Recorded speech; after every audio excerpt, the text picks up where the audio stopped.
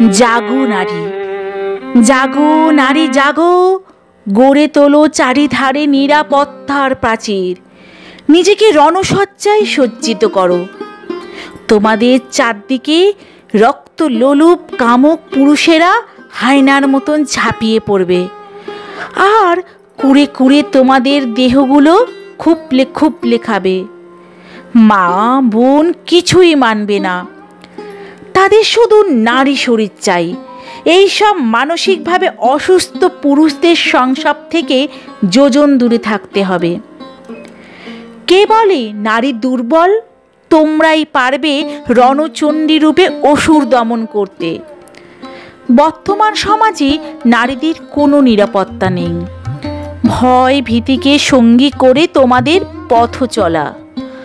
তোমরাই পারবে সব কিছুকে জয় করে সাফল্যের শিখরে পৌঁছাতে। আর তোমাদের হতে হবে না ধর্ষিতা, লুণ্ঠিতা, সাথে মৃত্যু পথযাত্রী হতে।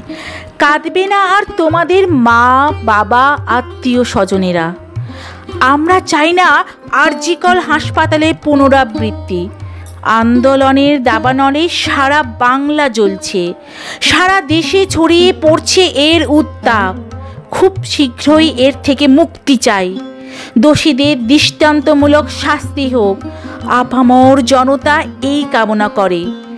বাঁচুক নারীরা সুন্দর ও সুস্থভাবে, এই সমাজের ভ্রাতৃত্বের বন্ধনে আবদ্ধ হয়ে। এইটুকুই কামনা করি বর্তমান সমাজের কাছে। নারী শক্তি জাগ্রত হোক, সমাজ কলঙ্ক মুক্ত হোক।